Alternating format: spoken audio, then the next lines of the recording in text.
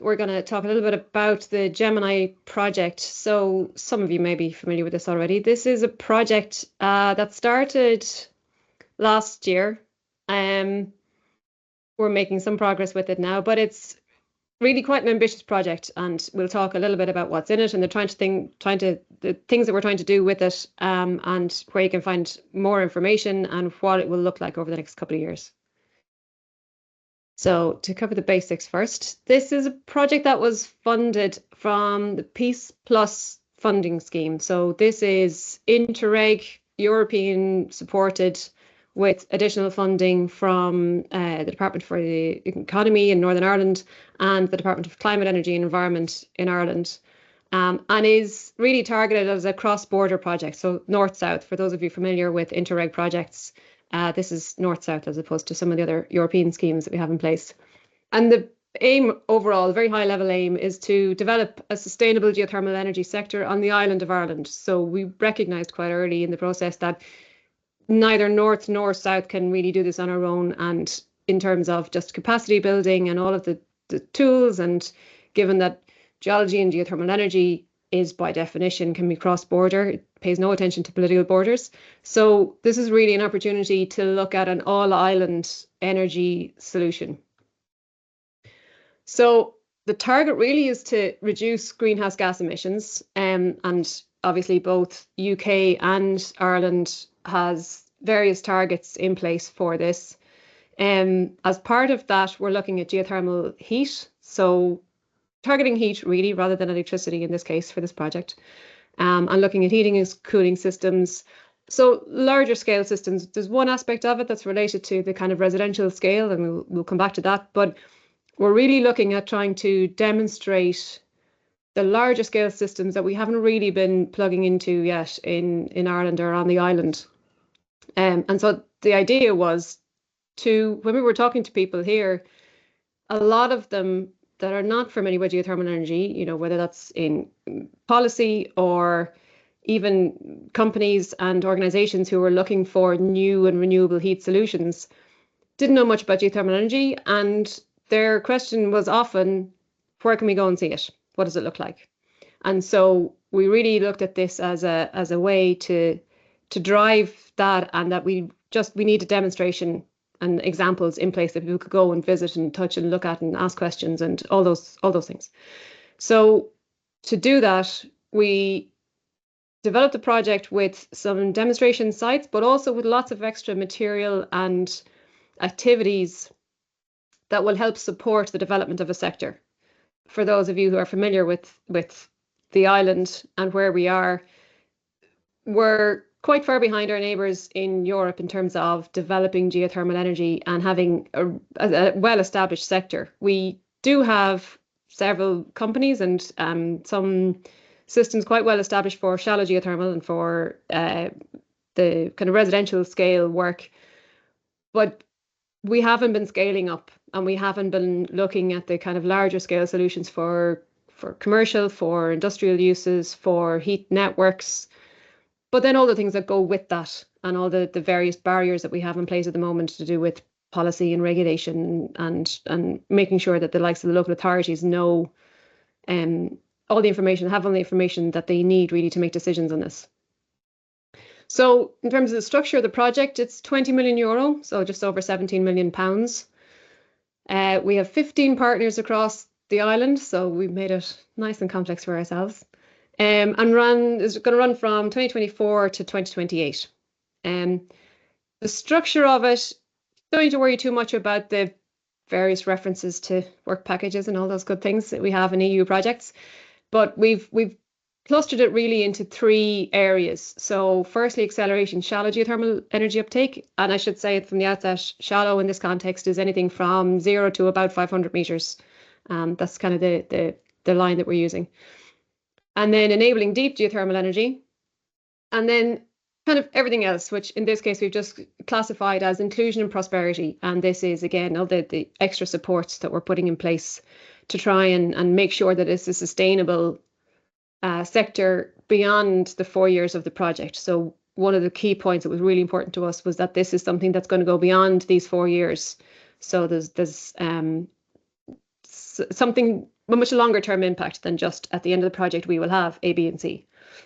And to deliver that, then we have these demonstration sites, which I'll give you some detail on, and then what I'm just calling here additional activities, and we'll expand a little bit on that and what that looks like. And that gives us then these outputs from the project. So in terms of the partners, like I say, as if 15 partners wasn't complex enough, we also added 8 associated partners.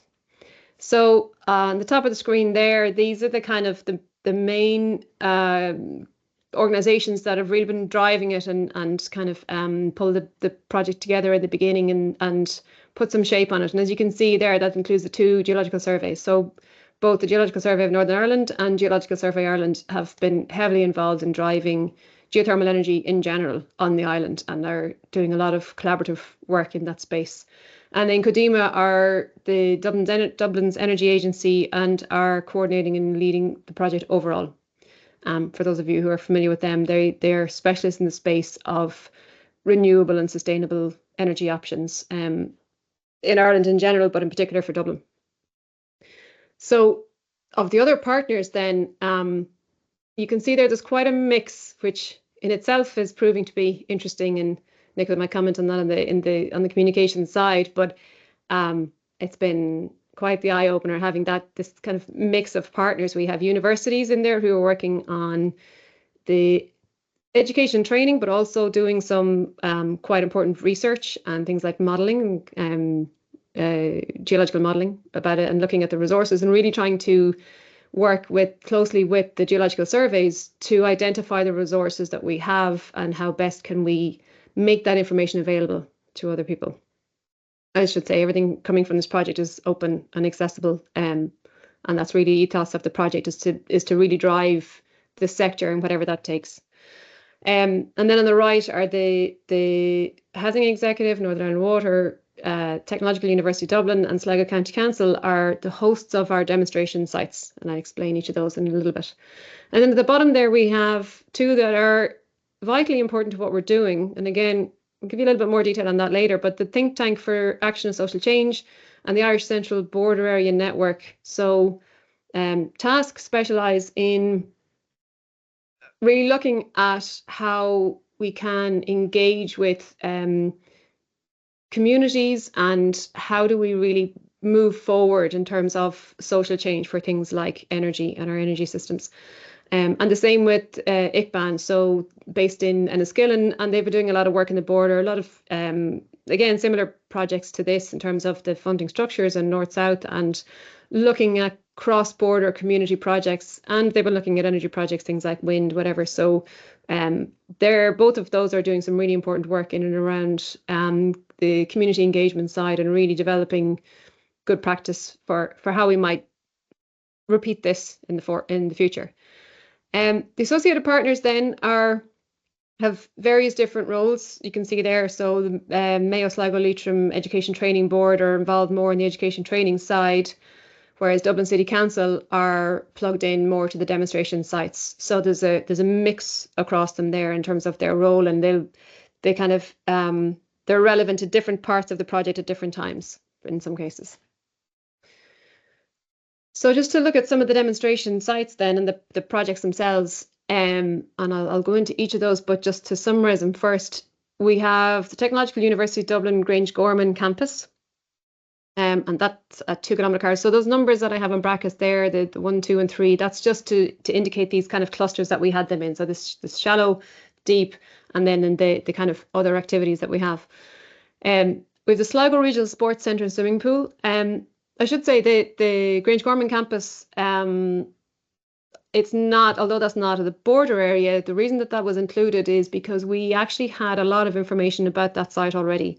So you might wonder why it's involved in a border project if it's not quite near the border.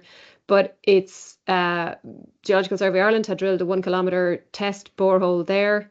And we also had some modelling work from the Dublin Basin, from some of the project partners, and lots of other information. Plus, they are in a near zero planning zone, and they have a heat network in place already that they were looking to come off the fossil fuels that they're using.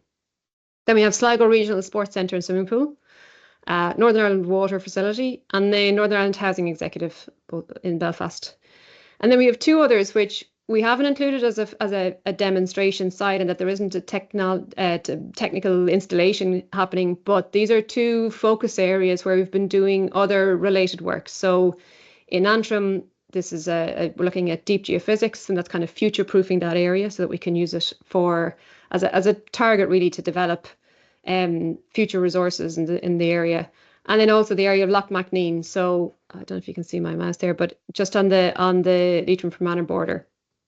And that's two kind of topics that we're focusing on there. One is techno-economic feasibility study, and then a community engagement project. So on the Dublin campus, for those of you who are familiar with this, it's right in the city centre, which has lots of challenges. But, you know, we kind of thought go big or go home. So we are looking to develop one of a pair of boreholes of a doublet on campus that will ultimately, in the long run, serve the campus and maybe more outside. So we're targeting kind of a 2-kilometre depth within the project. It will be an exploratory borehole. We hope that it can then be adapted and used as you know, a production doublet. But that will obviously depend on things happening beyond the project. It will also include collection of more data, geological data, to develop a geological model from the Dublin Basin. We have some of that already, and our colleagues in UCD have been working on that. This will add more detail to it, and hopefully the work that they've done already will inform where we're targeting and what we're going to aim for there. And as I say, that will plug into an existing heat network. We're targeting about 70 degrees, so GSI's borehole, we tested the temperatures there, and that's about 38 degrees at 1 kilometre. So the target is a carboniferous limestone under Dublin. And as I say, it's an urban area, and this is, as we mentioned from the outset, it's a demonstration project, and the idea is if we can show that it works here, then we can hopefully repeat this in other urban, busy, built-up areas that have a heat demand that we need to really address in terms of reducing our emissions. The Sligo Regional Sports Centre. So again, we picked this for a few reasons, but most areas in Ireland have a similar regional sports centre. So owned by the County Council, public facilities, swimming pool, gym, sports hall, relatively high heat demand because of the swimming pool and associated facilities. Sligo are also, in the meantime, carrying out a retrofit scheme. So anything that goes in here in terms of geothermal system will be as efficient and effective as possible. And this will be a shallow array, so shallow system aiming for about 50 boreholes at about 200 meters depth. You can just see on the right-hand side there, this is a kind of an idea. This is so. At the moment, we're working out the details of this, but this was the kind of the initial estimate of what this could look like and what it would serve.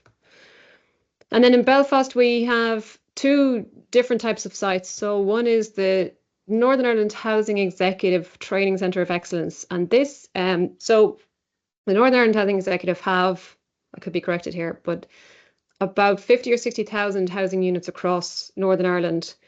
And they also have a cohort of staff and maintenance people who look after those properties, and they train them. So they already have a centre of excellence there that they are going to further develop.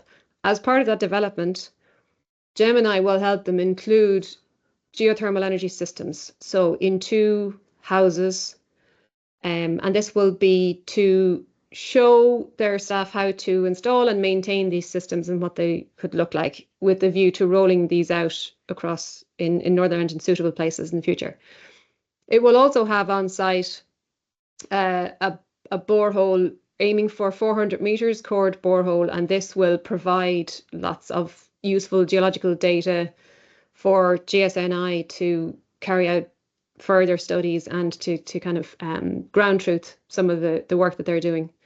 And then we're also targeting an open loop system. So this will be, apart from the 2 shallow systems, which will be your typical kind of slinky, this will be a deeper, about 250 meters open loop system, and we're targeting the Sherwood sandstone. So these are aims and targets.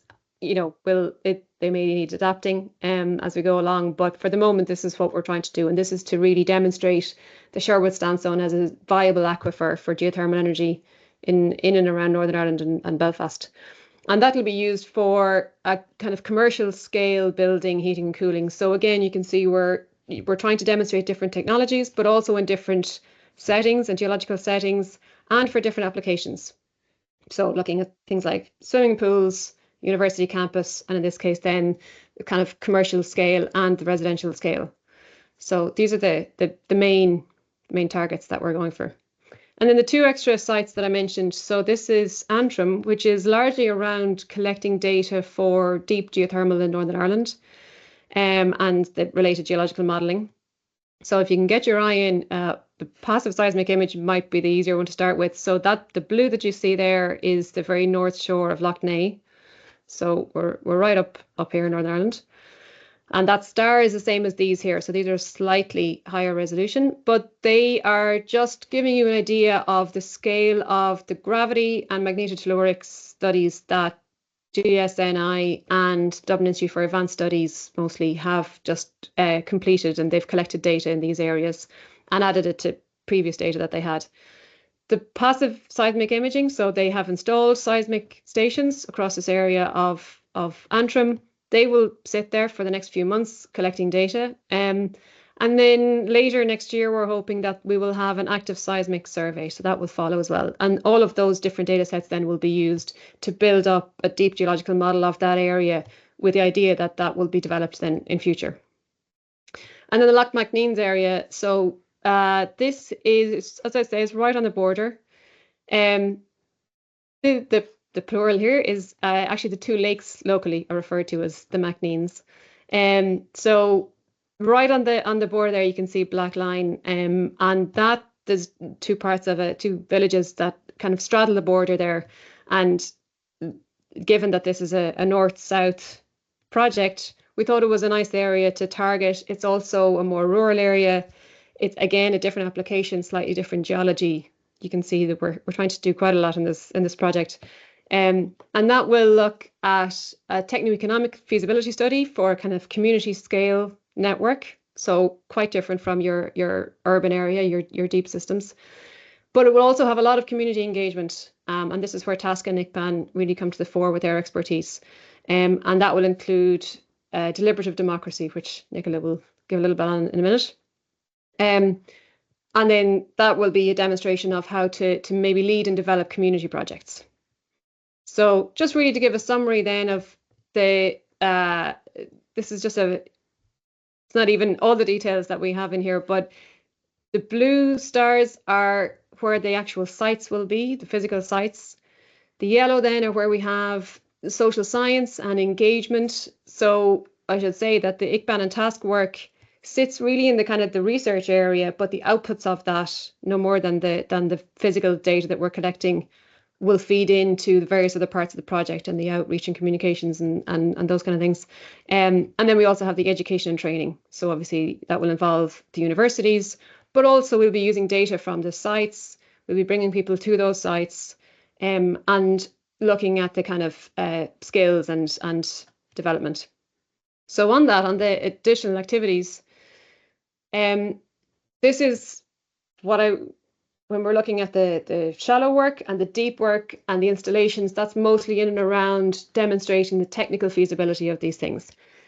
In addition, we will also be doing and carrying out various activities that we need to have in place on the island that will really support the much broader context and the much broader sector for geothermal energy. This is something that we're really trying to give it a head start. So the project, in terms of the activities, will be in and around collecting and providing data for future sites. So, for example, the Antrim data, and improving our knowledge. So we don't have a lot of deep data on the island. This is partly to do with the fact that we never really had an onshore oil and gas sector compared to some of our European colleagues. We have it in pockets and places where maybe we've had some mining and things like that in the past, but this is something that we're really trying to develop. And so if we can show that collecting the type of data we're collecting in Antrim really is a kind of a case study in how to do this well and how much you can get out of these data sets to give you an idea of targets. It's important that those are going to be free and accessible along with the toolkits to use them. So it isn't particularly useful to give planners, for example, a lot of geophysics data. You need to convert that into a data product, and that will be something that planners can use and policymakers and the people in the regulation side. We're looking at skills and training opportunities. We'll come back to that.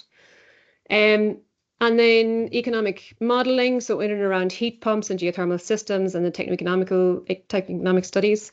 And supporting businesses, we have some work in there as well on looking at business models and what will be best in terms of how do you finance this sector, and how do you really encourage people in terms of incentives and grants and systems that lots of Europeans are doing already. We're not starting from scratch here. We're not looking to reinvent the wheel. And then how do we use that to inform our regulation frameworks, best practice? How do we get people to take up geothermal energy as a viable option? And then we have the engagement and education and communications programs. So again, at the bottom there, these are the three kind of clusters of work. So this last one, number 3, so this is our inclusion prosperity, just to give us some examples of the types of outputs that we will have there. So there will be online platforms with the data and data sets and toolkits and data layers, all will be open access. We will be running specialist workshops. We've had some already. These will be further developed the more data we have coming out of the project. And that will be in for the policy and regulatory bodies, planners, developers. Different workshops will be targeting different groups to really get the most out of it, and so that each of those groups can really develop their knowledge. We'll have the techno-economical studies, Loch McNeans, and hopefully some others, a couple of others. We have done a baseline survey already of public attitudes. We're going to repeat that later in the project. And then review recommendations of the financial supports that I mentioned, and then some community engagement. And again, we're not starting from scratch here. So on the education training piece, just to pick up on some details there, we will have developing new materials. So these are teacher training workshops, so co-design and co-produce materials for teachers north and south. And even that is proving to be interesting to see that we're comparing different systems and how they can kind of fit together. So that will have new materials. We have 3rd and 4th level university modules that'll be coming out of it. They might be short courses, workshops. We'll come up with recommendations of what they could look like. And then obviously there's lots of data coming out that can be used for research activities. Plus we're looking at things like micro-credentials, continuous professional development and apprenticeships. And these are things that when we looked at this, we realised how important they were going to be to really feed a cohort of professionals in this space to deliver what we want to deliver. There's not much point in creating all this demand if we don't have anybody to actually deliver these into the system and for the island.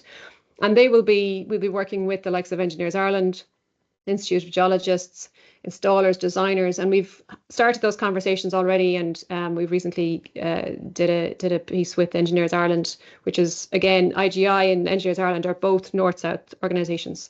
So we're really trying to develop the all-island skill sets there. So I think I'll hand over to Nicola. Thank you. Hope you can see you.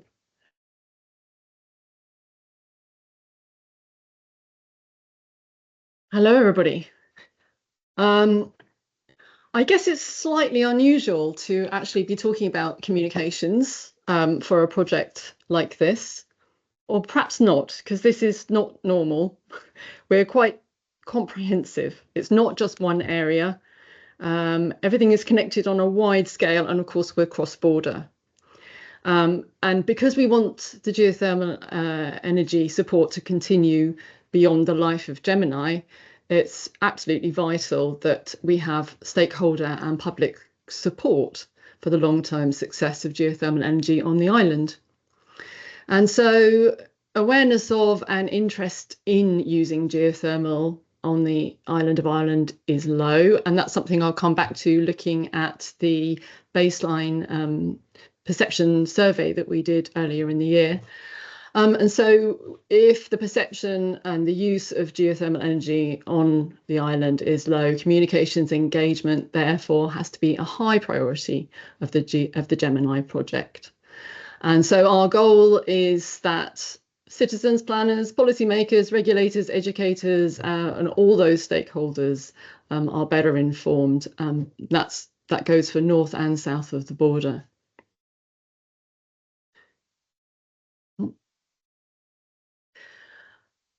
So whilst many of the outputs from Gemini can be utilised for a non-technical audience, there are some that need to be tailored for specific stakeholder groups with varied knowledge bases.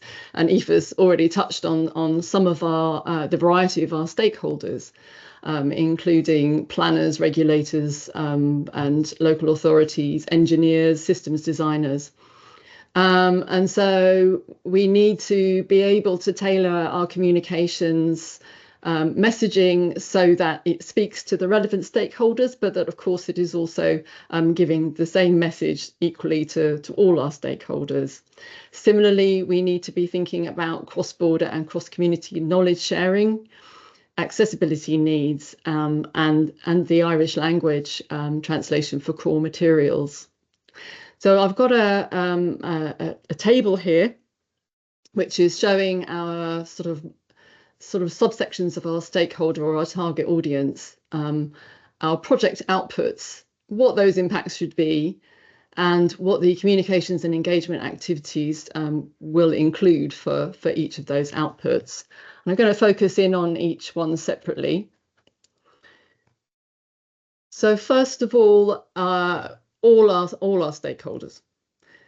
We have a website, unsurprisingly, because of course it's incredibly far-reaching, and it will eventually contain the online portal and geothermal toolkit, which Aoife has spoken about as part of our work package 3 outputs.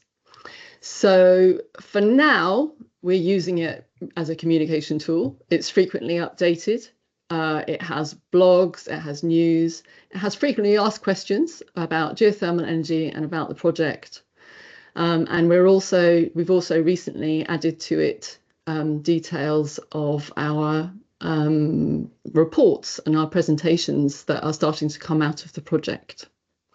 The phase 2 portion of it will be permanently hosted by the Geological Survey of Ireland or of Northern Ireland, and that will be towards the end of the project when we actually have those outputs to go on that website. We are also going to be accumulating, and have already started accumulating, information packs and posters and boards using data gathered from the project partners, from the online surveys, and in-personal interactions. So knowledge gained from all those interactions are used going forward within the project and will inform our reports coming out of the project as well. So an example of the sort of stakeholders affected by those, we have landowners and community groups, especially in the demonstration and the research focus areas. And so for an example of the communications and engagement activities, they have largely been undertaken already in the Antrim area, where we've been doing our geoscience surveys.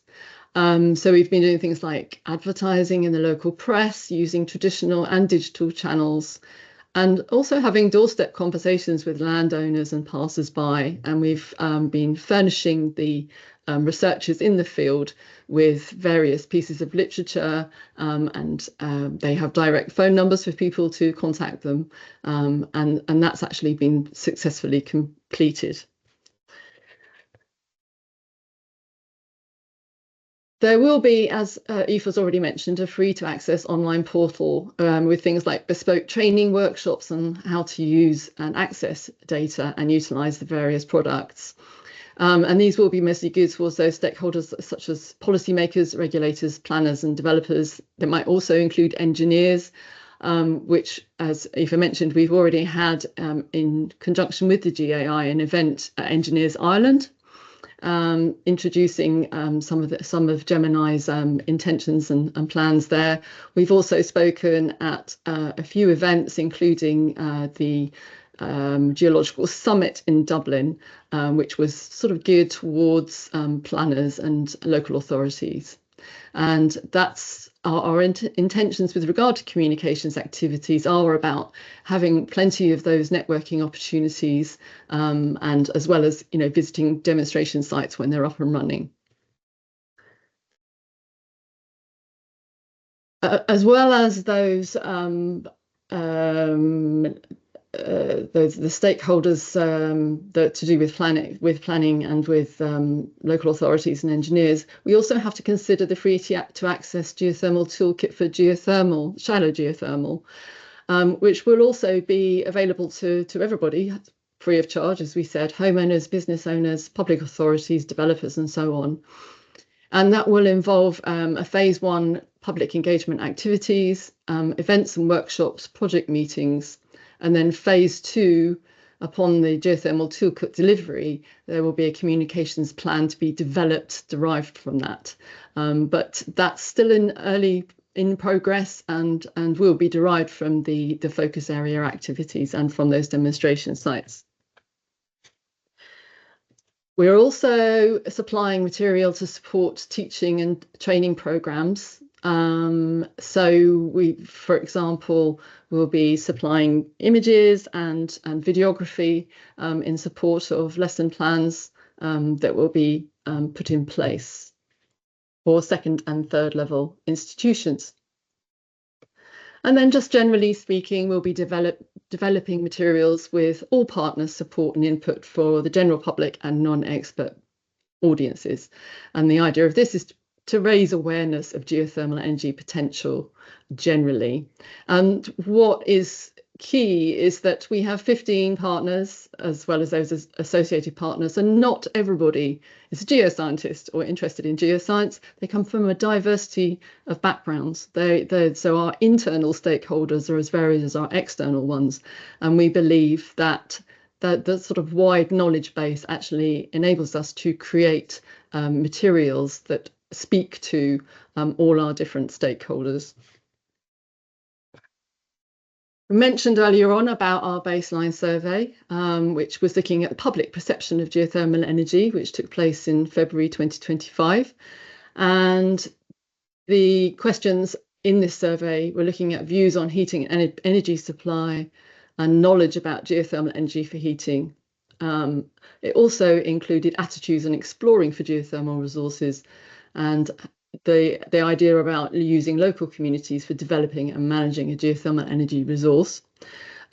Figure 1 here shows the general sentiment towards geothermal energy on the island of Ireland, and that let's be positive about this, 91% of our respondents were either positive or neutral. So we feel that there is a positive basis for us moving forward with our communication strategy.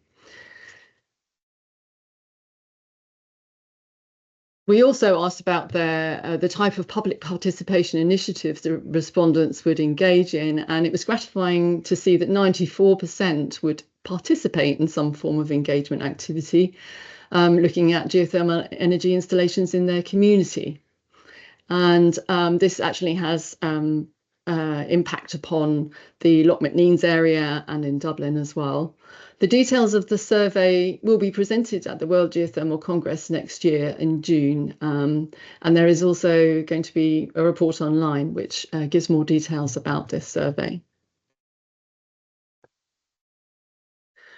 So just touching on that community engagement through deliberative democracy, this is a commitment to collective decision making. So citizens are actively engaged in policy making and reaching agreement through deliberation. So comms will have a supporting role in co-designing the material that they require for their engagement practices. And the knowledge gained from those interactions will inform other parts of the project as we move forward. And the tentative outcome of deliberative democracy is to identify potential solutions for the community that address local needs and priorities and build community wealth and accelerate climate action. And the team shares a number of potential ideas for solutions and involve a number of experts and stakeholders on how these solutions might be progressed. Our take-home message is that Gemini's engagements and communications and engagement strategy requires quite a lot of consideration and planning involving all project partners and stakeholders at every stage. The results need to be open and accessible, because ultimately the project is focused on a future in which geothermal energy on the island of Ireland is managed through clear, open and transparent engagement.